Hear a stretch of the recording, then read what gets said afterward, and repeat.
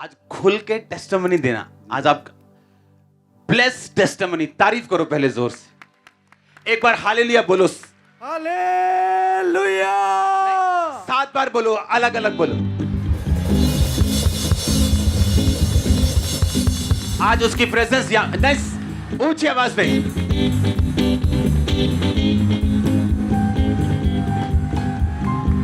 Hallelujah. अपना नाम बताओ, क्या है, कहां से आए आप? मेरा नाम बलबीर सिंह है, मैं अमृतसर से आया हूँ। आप वैसे अमृतसर के, वैसे रहते कहाँ हैं?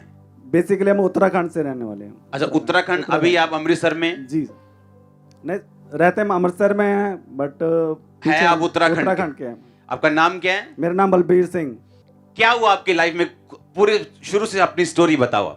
यही पापा जी की मेरी फर्स्ट मैरिज 96 में हुई, और उसके बाद जब हमने बेबी प्लान किया तो बेबी मेरी वाइफ को कंसीव नहीं हो पा रहा था। तो फिर हम डॉक्टरों के पास गए, तो डॉक्टरों ने बताया कि तुम्हारी वाइफ की दोनों ओवरियां ब्लॉक हैं, तो आप ओवरी का ऑपरेशन करवा के खुलवा के एक बार चांस ले सकते हो। तो मैंने एक बार उनकी एक ओवरी खुलवाई, फिर लेकिन उसके बाद भी बेबी कंसीव नहीं हो पा रहा था। तो मैं मतलब दूसरी जगहों पर भी अपनी वाइफ को लेके गया, जैसा जिसने बोला मैंने वो किया, जहाँ जिसने जाने को बोला वो किया। मतलब मैंने दर दर की ठोकरें खाई, लेकिन फिर भी कुछ नहीं बना। और मेरी आपने पार्टी फंक्शन में जाना बंद कर दिया था? बंद कर दिया पापा जी। शर्मिंदगी के कारण मैं कहीं भी नहीं जा पाता था, ना किसी से मिलता था, ना किसी की पार्टी में, ना फंक्शन में जाता था। हाँ, रिश्तेदार जब मिलते थे क्या बोलते थे? वही रिश्तेदार जब पूछते थे कि आपका इतने साल हो गए, बेबी क्यों नहीं है, तो हमें शर्मिंदगी होती थी, हमारे पास कोई जवाब नहीं होता था पापा जी। उसके बाद आपका डाइवोर्स हुआ? जी पापा जी। और सेकंड मैरिज हुई? जी पापा जी। पर सेकंड मैरिज में भी आपके बेबी नहीं हुआ? जी। जब शैतान एक व्यक्ति के पीछे होता है ना, मैं आपको बोलता हूं, जब वो जनरेशनल कर्ज के नीचे, वो जितनी लड़की मर्जी अच्छी है, उसका डाइवोर्स कोई रोक नहीं सकता। उसको कहीं भी ले जाओ, कोई भी काउंसलिंग कर दो, उसको समझा दो, उसके हस्बैंड को, उसके फैमिली को। एक divorce, second divorce, third divorce, और वो भी हैरान होती है कि मुझसे कम समझदार लड़कियां, मुझसे कम सुंदर, कम समझदार अपनी मैरिज में सेटल्ड हैं और मैं अनसेटल्ड हूं। और इसलिए बाइबल कहती है शैतान चुराने आया, घात करने के लिए आया और नष्ट करने के लिए आया, और यीशु मसीह आए कि तुम जीवन पाओ। अब हुआ क्या, इनकी जब सेकंड मैरिज हुई तो फिर उन्होंने बेबी जब प्लान किया, फिर बेबी नहीं हुआ। और जब इनकी वाइफ की स्कैनिंग की गई, क्या आया स्कैनिंग में? मल्टीपल रसोलियां निकली पापा जी। आपका नाम क्या है वाइफ का? सविता।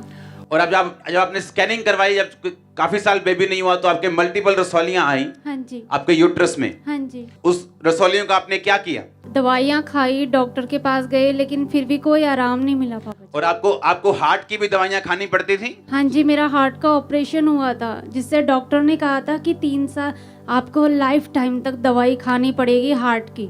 आपका एक्सपीरियंस क्या था कि आपने लिखा जब लेडीज प्रेग्नेंट होती थी वो आपको आपके सामने नहीं आती थी? हाँ जी बिल्कुल, वो अपने बच्चे छुपाते थे। और आपका एक्सपीरियंस क्या था भाई का? जी पापा जी, शर्मिंदगी फील होती थी पापा जी। मतलब ये सोचते थे कि हमारे साथ ऐसा क्यों हुआ, लोग हमसे ऐसा क्यों करते हैं। अभी आपकी उम्र कितनी है? 48 ईयर्स। 50 साल के करीब हो गए जी पापा। आपकी उम्र? जी पापा जी। और जब आपकी शादी हुई थी तब आप कितने साल के थे? 25 ईयर्स। मतलब डबल उम्र हो गई आपकी। जी पापा। अभी जब आपने लिखा कि आपके रिश्तेदार ये आप पर हंसते थे कि तेरे 25 साल की उम्र में बच्चा नहीं हुआ, अब तू 48 साल की उम्र में कैसे होगा? जी पापा जी। तब आपका रिएक्शन क्या होता था? वही पापा जी, बस अपने आप को कोसता था कि मेरे को ऐसी बातें सुनने को मिल रही हैं कि लोगों से। आप डिवोर्स के बाद डिप्रेशन में चले गए थे? जी पापा जी, एक तो मेरे पास बेबी की ब्लेसिंग नहीं थी, दूसरा मेरी वाइफ उसको छोड़कर चली गई, और तो मैं आप डिप्रेशन रूम में रहते थे आप? जी पापा जी, 24 घंटे रूम में रोता रहता था पापा जी। इधर अमृतसर में या उत्तराखंड में? अमृतसर में हम रहते हैं, अमृतसर में है पापा जी। और आप वहां पे 24 आवर रूम में रहते थे, काम नहीं, डिप्रेशन हो गया जी था पापा जी। डाइवोर्स, और 24 साल से बेबी नहीं था। जी पापा जी। और लोग आपको बोलते थे कि 25 साल की उम्र में नहीं हुआ, अब तेरे 48 साल की उम्र में कैसे होगा? जी पापा जी। क्योंकि first marriage same problem, uterus, operation करवाए कोई हल नहीं हुआ। जी पापा जी। Second marriage same problem, uterus, सब कुछ किया, दवाइयां खाई, सभी हल किए, कोई हल नहीं हुआ। जी पापा जी। तब क्या हुआ जब आपको चर्च के बारे में, प्रभु के बारे में कैसे मालूम हो, कैसे आप चर्च में आए? वही पापा जी, जहाँ पर मैं जॉब करता था वहाँ पर एक ब्रदर सेंट्री का काम करने आए थे, तो उन्होंने मुझे चर्च के बारे में बताया पापा। प्लम्बर थे वो? जी पापा जी। ओके। और जिस टाइम मतलब वो मेरे को मिले थे 8 जुलाई 2019 में, और 9 जुलाई को आपका क्रूसेड था अमृतसर में।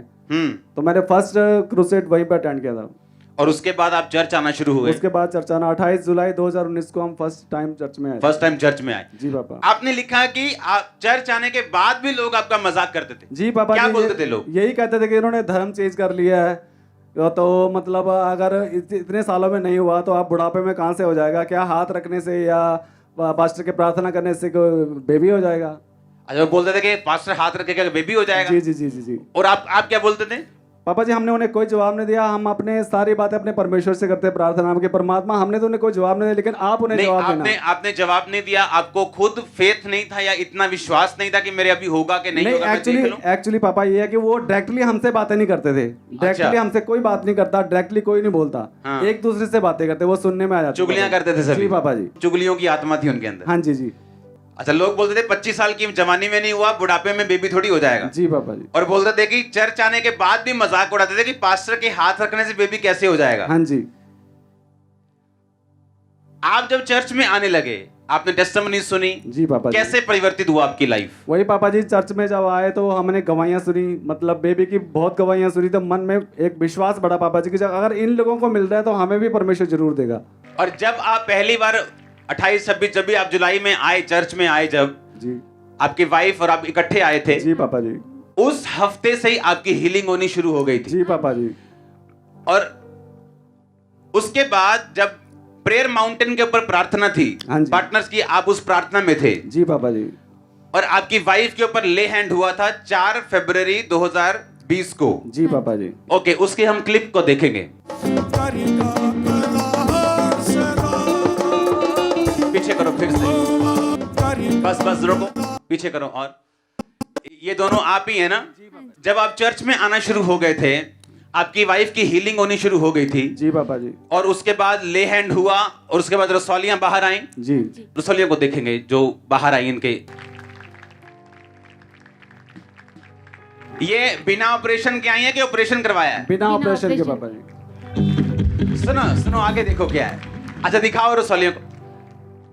जिस दिन इन्होंने चर्च एंटर करना शुरू किया, चर्च में फर्स्ट टाइम ये आए थे, इनकी हीलिंग शुरू हो गई थी। और इनको मालूम हो गया था कि मेरे मूवमेंट शुरू है, कुछ निकल रहा है, हीलिंग स्टार्ट हो गई। 4 फरवरी को जब इन पे ले हैंड हुआ, वो एक फाइनल टच था। क्यों, मैं बताता हूं। आप पे 4 फरवरी को ले हैंड हुआ? हाँ जी पापा जी। और मार्च यानी अगले महीने जी, कितनी तारीख को? 13 तारीख। 13 मार्च को जी। 4 फरवरी आप पे ले हैंड हुआ? हाँ जी। रसौलियां निकलनी शुरू हो गई थी? हाँ जी। 4 फरवरी ले हैंड हुआ? हाँ जी। 13 मार्च को आप प्रेग्नेंट थी? हाँ जी। अब 24 साल के बाद बेटा हुआ है।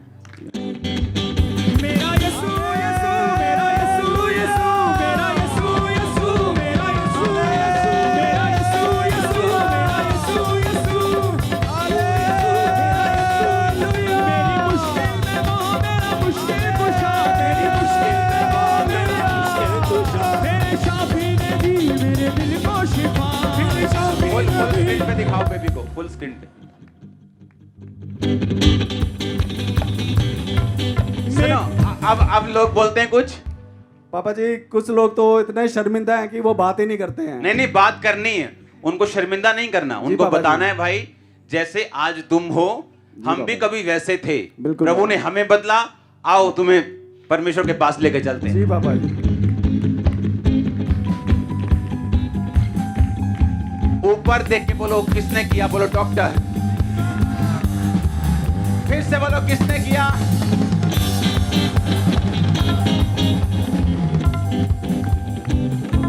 ये चर्च उस बात पे बिलीव नहीं करती सिर्फ जो हमने सुनी, ये चर्च खुद अब्राहम देखती है, हाँ, सारा को देखती है। हम खुद अपनी आंखों से देखते हैं आज के अब्राहम को, आज की सारा को। आ जाओ दोनों, आ जाओ। मैं नया मसीह में था ना, ऐसी एक टेस्टिमनी को सुनने के लिए लोग गांव में ढूंढ ढूंढ कर जाते थे। इंटरनेट नहीं होता था ना, तो अगर किसी को खबर मिलती थी कि उस जगह पे एक गवाही आई है इतनी बड़ी, तो लोग ढूंढ के गांव में ऑटो करवा के सुनने के लिए जाते थे ताकि उनका विश्वास बढ़े।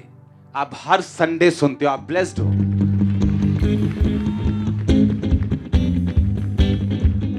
जैसा वो देख रहा है ध्यान से, जैसा इसने अपनी टेस्टिमनी पकड़ी है ना, आप पकड़ने वाले हो अपनी टेस्टिमनी। मैं आपको सच कह रहा हूं, आप अपनी टेस्टिमनी, वो किसी भी चीज की हो, वो मैरिज की हो, फाइनेंस की हो, मिनिस्ट्री की हो, लाइफ की हो, आप पकड़ने वाले हो। आमीन ऊंचा, ये आशीष आपकी है। सुनो, इस भाई ने अपने 24 साल हमें लगता है गवा दिए। अगर इसके 24 साल में बेबी होता तो आज इसका बेबी 25 साल, 24 साल, 23 साल जवान होता, शादी करने वाला होता। हाँ, उत्तराखंड में तो शादी करते थे इतनी साल में। पर मैं ये बात इसको प्रभु की ओर से बताना चाहता हूं, ये फुल एंजॉय करेगा वो अपनी लाइफ को आपके। आप देख लेना, परमेश्वर ने कहा जो ईयर्स, जो साल तुमने गवाए, जो टिड्डियों ने खाए, जो शैतान ने खाए, मैं तुम्हें भर दूंगा उनकी हानि को। और मैं आपको सच कह रहा हूं, जिस दिन आप मसीह में आ जाते हैं और आप प्रभु को अपना जीवन दे देते हैं, वो पुरानी हानि जो शैतान ने आपने की है आपको, उसको भर देता है। मेरी लाइफ में मसीह में आने से पहले जितना मैं डिस्टर्ब रहा हूं, मैंने किसी यूथ को इतना नहीं देखा था। अब जितना मैं ब्लेस हूं, मैंने इतना कभी नहीं देखा किसी को। उसने मेरी हानियों को भरा है, वो आपकी हानियों को भरेगा। वो आपके फाइनेंस की हानियों को भर देगा, लाइफ की हानियों को भर देगा, वो फैमिलीज की हानियों को भर देगा। चर्च, बैप्टिज्म हो गए आपके? जी पापा जी। आपके भी हो गए? हाँ जी। तारीफ करो जोर से, हालेलुया। आप क्या सलाह देना चाहते हो जो लोग अभी भी वेट में इंतजार करते, परमेश्वर मुझे छुए, वो मुझे भी ऐसा करे? अच्छा, आप ये बताओ पहले, चलो सलाह दो, आप क्या बोलना चाहते हो? पापा जी, मैं अपने सभी उन भाई बहनों को यही बोलना चाहता हूँ पापा जी कि इधर उधर ना भटकें। जैसे मैंने अपने समझ 45 साल मैंने अपने जो गंवाए हैं, वो आप ना गंवाओ। आप परमेश्वर की जीवित हजूरी में हो और परमेश्वर सब कुछ करने की सामर्थ्य रखता है। वह तुम्हारे हर दुख दर्द को दूर करेगा। बस उसमें विश्वास बने रखो और बने रहो, परमेश्वर के वचनों पर चलते रहो। परमेश्वर तुम्हें, जैसे मुझे 24 साल के बाद इस गवाही के साथ खड़ा किया है, वह तुम सभी भाई बहनों को भी एक दिन इस पुलपट पर अपनी गवाही के साथ खड़ा करेगा। अपने पड़ोसी को बोलो बने रहो। ये मेन चीज भाई ने बोली। क्या बोली? मोस्टली लोग यहां गलती करते हैं, बने नहीं रहते, और जब मिलने की बारी आती है शैतान उनको हटा देता है। उत्तराखंड में आपका एड्रेस क्या है? उत्तराखंड, हमारे गांव का नाम बाड़ा है और जिला पौड़ी गढ़वाल। जिला पौड़ी गढ़वाल। जी पापा। और आपके गांव में आपका घर का कोई एड्रेस, कोई मशहूर जगह जहां आपका घर है? आपके फादर का नाम? मेरे पापा का नाम सोहन सिंह। सोहन सिंह जी। गांव कौन सा? ग्राम बाड़ा, बाड़ा, पट्टी इडवाल सिंह। और गांव में कहां पे है घर आपका? मैं बताता हूँ एड्रेस। ग्राम बाड़ा, पट्टी इडवाल Singh, post office Pisoli school, जिला पौड़ी गढ़वाल। ओके। और गांव में घर आपका जो है वो किस चीज के पास है? किसी जगह, कोई स्कूल, कोई ऐसा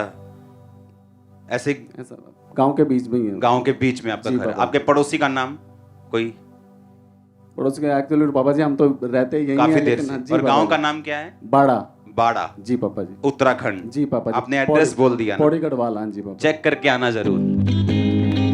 और अमृतसर में एड्रेस क्या है? अमृतसर में house number 48, Shri Ram Avenue, 88 feet road, Majitha road पे पड़ता है अमृतसर।